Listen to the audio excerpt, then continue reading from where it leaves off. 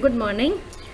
Today we will be taking up the chapter Footprints Without Feet from the book Footprints Without Feet. Right? This is the name given to your book based on this chapter. This is an excerpt from the book The Invisible Man, written by H.G. Wells. H.G. Wells was an English writer, and he had written many novels, short stories, social commentaries, satire, everything, right? And he is known as the father of science fiction. Okay, he has written the most famous book, The Time Machine, and The Invisible Man. These two books became very famous, and they belong to the sci-fi, that is science fiction. Okay, based on the scientific theories, scientific developments, and what possibly can be in the future, the world of science. So his stories are basically these two novels are science fiction, and The Invisible Man, this excerpt Footprints Without Feet is from that novel. Okay, this story is about Griffin. The protagonist of the story is Griffin. He is a science student. Okay, and he loves to experiment, and he is trying to find out a formula which can be used to become invisible. Now, Griffin faces so many problems.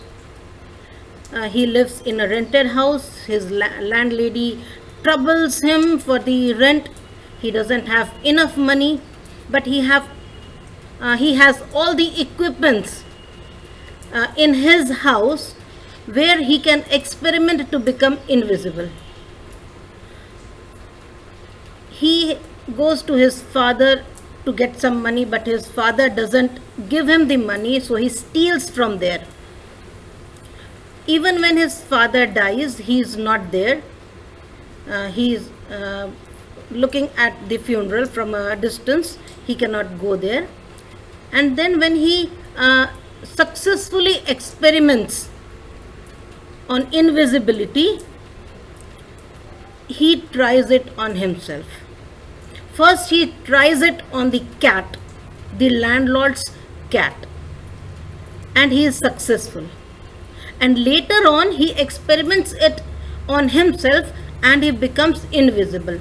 But before doing so, he transports all his books, all his belongings to Iping. Iping is a city, small village in Britain, London. Okay, so he lives in London, and this is Iping is a small city. So he transports everything there. He sends the books and everything through the mail to Iping, and then he becomes invisible. And then he sets on fire his room. Okay, so he goes away from there, becoming invisible. Now, you must have seen the people who are fanatics, right, who think that they can do anything. They have a very strong will, but everything fades when the nature hits you. The same thing happened with Griffin. In London, it was winter time, and the winter is too chilly. It is very difficult for the people to tolerate that much of cold. But people protect themselves. How do we protect ourselves from the cold? We wear woolen clothes, right? We cover ourselves, we wear shoes, and if it is snowing, we wear the snowshoes. So we protect ourselves with everything that we can. Now, when Griffin became invisible, he could be sighted when he wore some clothes. Okay, so the problem was, to become invisible, he should not wear any clothes. The other thing was, whenever he ate something, that food was also visible in his stomach. So the problem was how to protect himself from the cold. It was very difficult for him to go out on the London streets in that cold. But now, as he had become invisible, and he had set on fire his room, he had nowhere to stay. So he was on streets, right? There are some children on the street, and there is muddy way. Okay, the path is covered with mud, and these children, they see that there are some imprints of the barefoot, right? There are some imprints, there are some marks of the bare feet on the muddy path. They were surprised. How could anyone go in this cold bare feet without wearing any shoes? So they followed that footprints. No one could be seen, only footprints were there. You can easily guess that it was Griffin.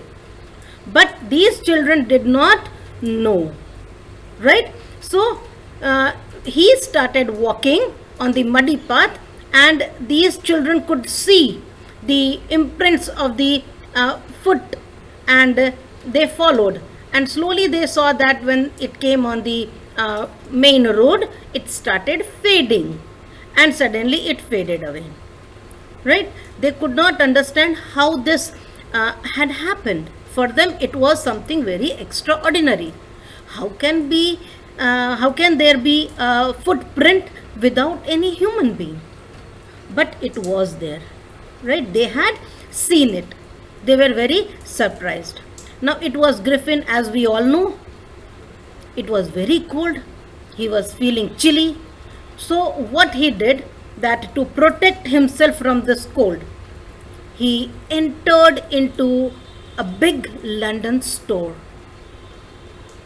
Everything was there. It was a big store, just like a mall we have in our cities. When he entered the shop, it was evening time, and the shop was about to close. So he was happy. The shop was closed. He was inside, and no one saw him.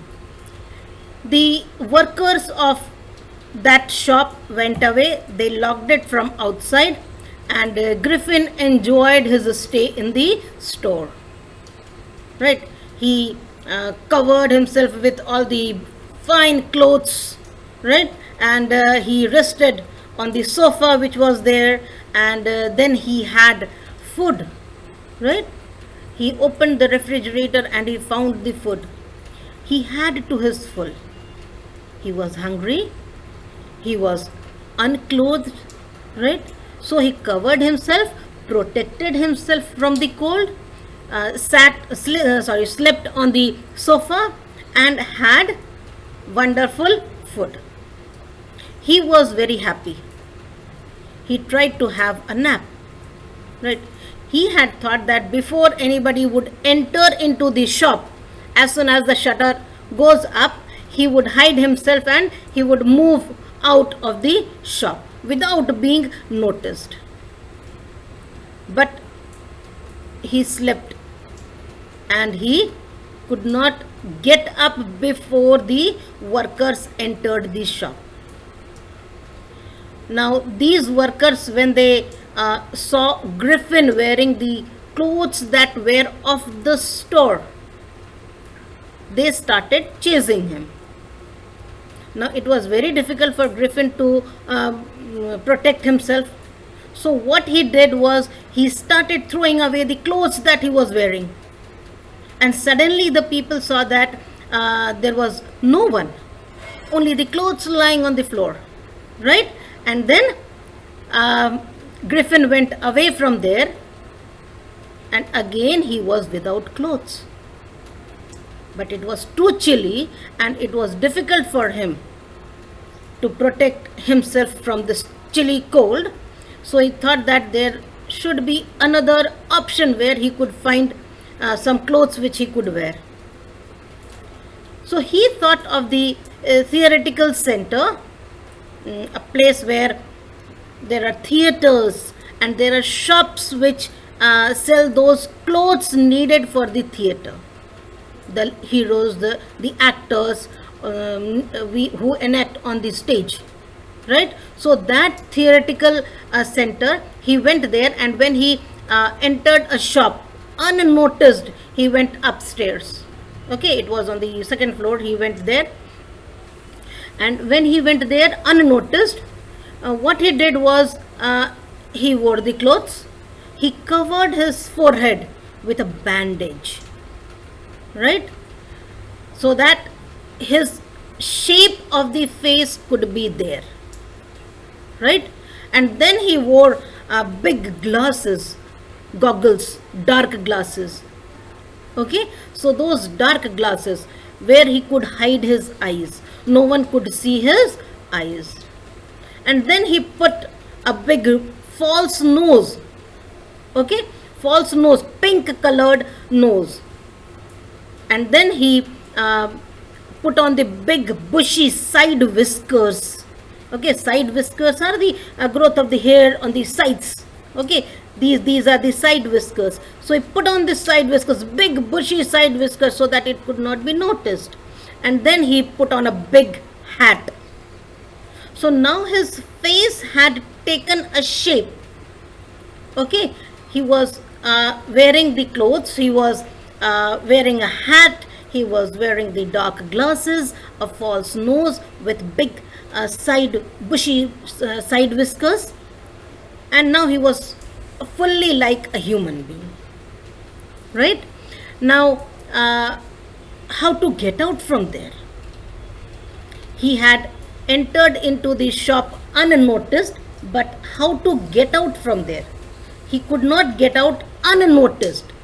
So what he did was that he hit the owner of the shop. Okay, and he robbed him of whatever he had. He robbed the money, he hit the owner, and he went out from there.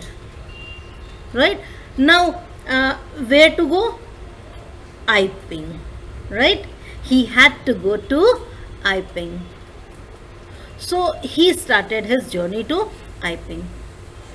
When he reached Iping, where to stay? He did not know anyone, and that was a benefit for him. No one knew him. Okay, so he went into an inn. Inn. Inn is a pub where there is accommodation available also, right? Usually on the outskirts of the cities there are inns, and the people who move from one place to another, they stay there, or they rest there for some time, have drinks, and then move on. That is an inn.